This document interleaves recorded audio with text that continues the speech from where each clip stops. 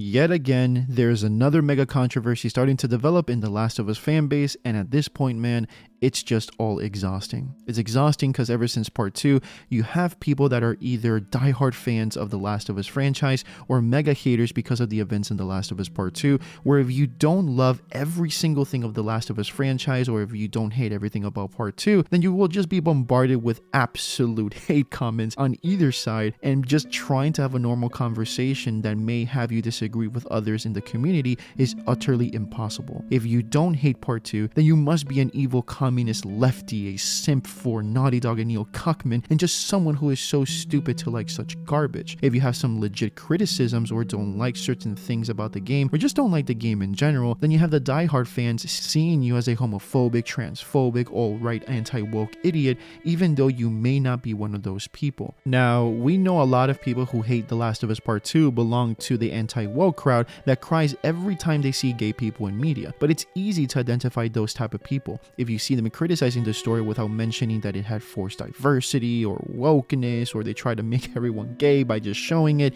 or whatever, then you know it's just genuine criticisms. But some diehard fans just don't really want to see it that way, and it's a shame that this is the state of this once great community. And now the same thing is happening with episode 3 of The Last of Us HBO show. And honestly, I expected this. I was just not mentally prepared for this time, because I was so happy and positive because of the first 2 episodes of this show were just absolutely fantastic in my opinion, and in the opinion of the majority of viewers. But now episode 3 has resurfaced the toxic nature of the Last of Us community, and I guess I just want to talk about why the hell episode 3 of the Last of Us HBO show is so controversial, even though episode 3 premiered with an increase of viewers by 12% compared to the premiere of episode 2, and a 37% increase from the premiere of episode 1, which clearly shows that there's a lot of people engaging more and more with this show. But for some reason, it has become controversial with episode 3. And there's actually 2 major factors, in my opinion, why I think episode 3 has become so controversial.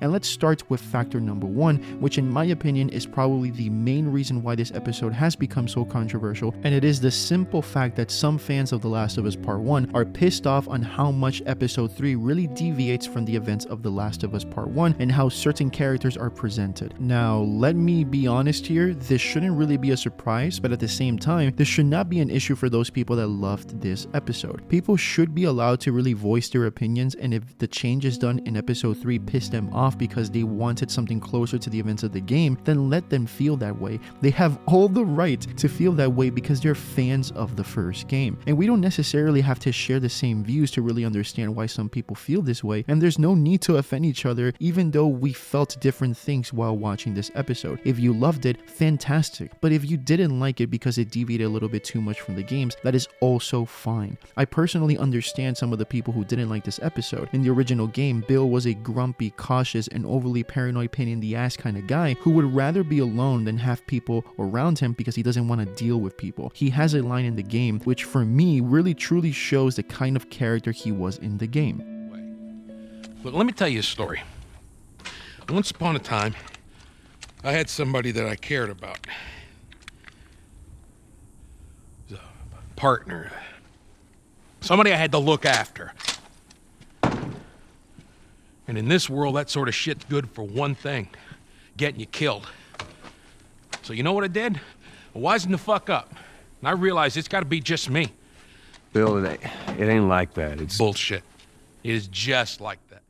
This is the Bill all of us fell in love with in part 1, and at least for me is one of my favorite side characters in all The Last of Us. He was such a pain in the ass that even his partner Frank would rather be bitten by infected and die than to spend another day with a fucker like Bill. That is how much of a grumpy ass Bill was. And I can only imagine when some people saw a softer version of Bill in The Last of Us HBO show, where we see him slightly trust a guy like Frank, let him shower, cook him a fancy dinner, sing a song in front of Frank, fall in love with Frank, grow old together as a couple, take care of him while Frank was sick, be a nice and emotional guy around Frank and cry his eyes out when he realizes Frank is going to die soon. Seeing this version of Bill really turned a lot of people off and have left some even wondering, why would HBO even decide to focus on a love story between Bill and Frank and give us a softer version of Bill and even give them a happy ending at the end when they die together, when this is a show where it should be showing how cruel the world of The Last of Us is? Why not just adapt the events in the game, stay faithful to the events of the game, and call it a day? They would have probably just avoided all this controversy if they didn't do this love story. Why not give us the Bill that behaved like an ass with Ellie and Joel? These are many of the questions and frustrations that people have. And let's be honest, they're legit criticisms. We have to understand these people because they care so much for this section in the game and for Bill. They just wanted to see a version of Bill just like in the game. And although that version of Bill was present in the beginning of the episode with Bill being happy that he was alone, him building traps all over his town and being as paranoid as always when Joel and Tess were eating at the table, that grumpy son of a bitch Bill wasn't truly present much after that. And the fact that there was basically no banter between Bill and Ellie because that never really happened, which was honestly so iconic in the game, and no bloater scenes, barely any actions against the infected. Many people were just overall disappointed with this episode and did not expect the whole episode to focus on a love story. And you know what, man? I truly get it and I understand that. Not all of us can just turn off our gamer brains and accept something that is almost entirely different. Now, I personally did not mind the changes at all done in this episode because I think the changes were so well done that it didn't really take me out of the experience, and I actually managed to enjoy every single episode of episode 3 to the point where I felt emotionally connected to this version of Bill and Frank. And even though I personally still prefer the events in the game and Bill from the game, I still like this episode a lot. And I do believe that even though it's not the same events, I think quality wise it's very similar, and I even remember giving it a 10 out of 10 in my previous video talking about episode 3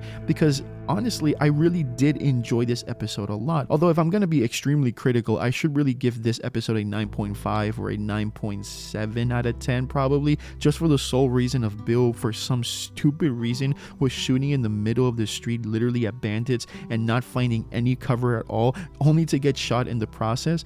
Which for me, honestly, it just shows a lack of attention to detail by the HBO team in that specific scene. And the fact that everyone was like, yep, that's a great shot and it makes sense, that's honestly extremely funny to me. But still, apart from the nitpick of this episode, I honestly still enjoyed it. It was fantastic in my opinion, and it was very well done. And if you want to know my thoughts about episode 3, you can watch the review that I made in the description down below. But getting back to the people that were mad about this show diverting too much from the events of Bill's town, I understand and I hear you guys. It is disappointed that you guys couldn't enjoy the episode as much as I did and as much as many other people did. And you know what? That is totally fine. At the end of the day, art will always be subjective. And if this change didn't work for you, then cool. We move on, and hopefully you guys like episode 4 until 9 and, enjoy the rest of the series.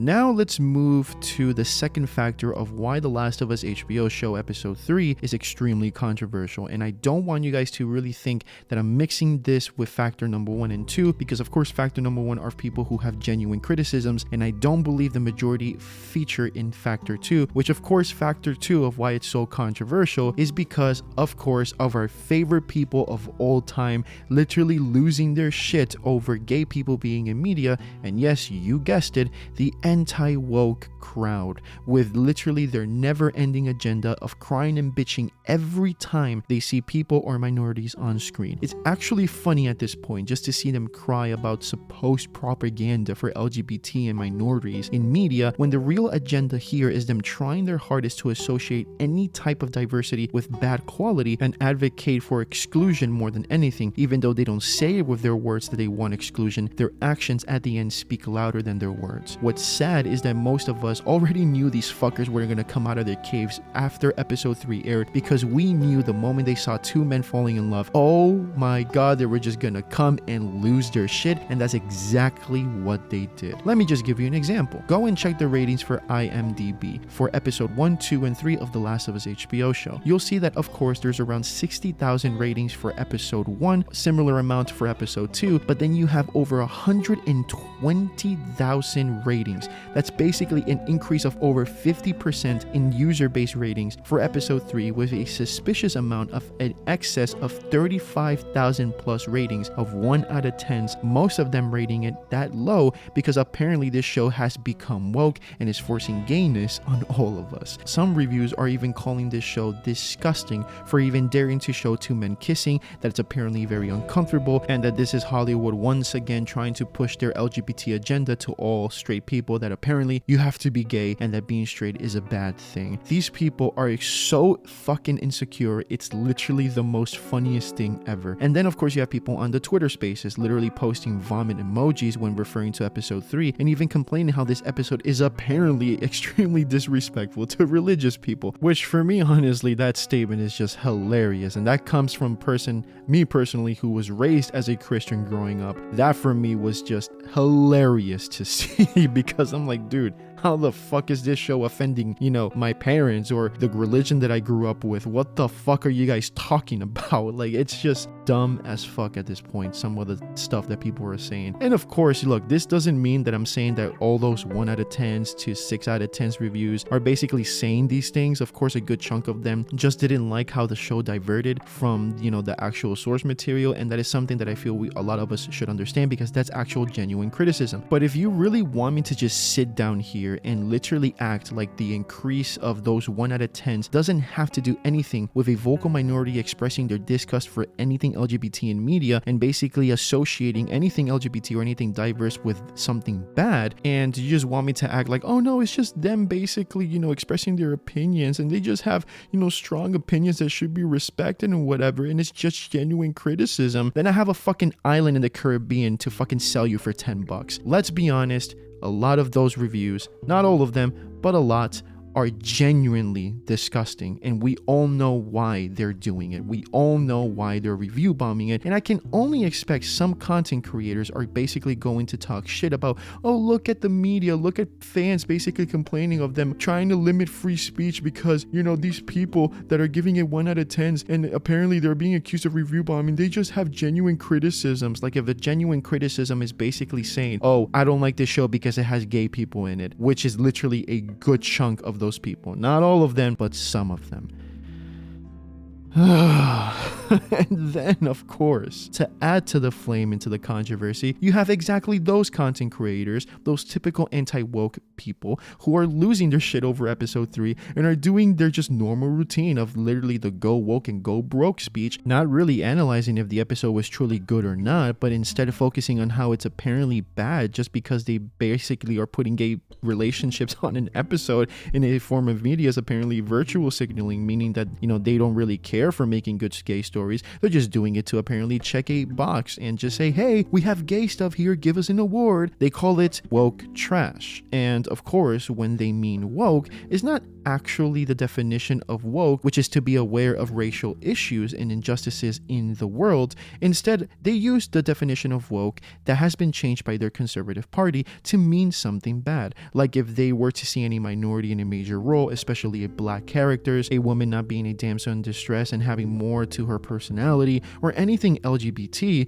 they will associate that in a negative way by using the word woke and assume it will be trash. So every time you hear them say, oh, this form of media has gone woke, they are just hiding behind that word to show their distaste for anything that is reflecting of the real world, and they are just extremely chicken to just literally say exactly what is inside their hearts, because they know that if they do that, they will get banned immediately. They won't have a platform to keep spreading their hidden agenda. They will always piggyback on the arguments and understandable criticisms of other people who don't have this anti-woke agenda, but then they'll mix those opinions in their content, and then after that focus 90% of the time that they talk basically regurgitating the same talking points to give their fan base this same bullshit and keep indoctrinating them with this anti-woke mindset. And it's a shame that even when an episode is well made, represents LGBT characters as just normal people, well, just like every good form of media has done with straight characters, has a good script, good direction, overall does the job it sets out to do. These fuckers still complain about it being woke in a bad way. They always are the first ones to always say, we don't have an issue with minorities or LGBT characters,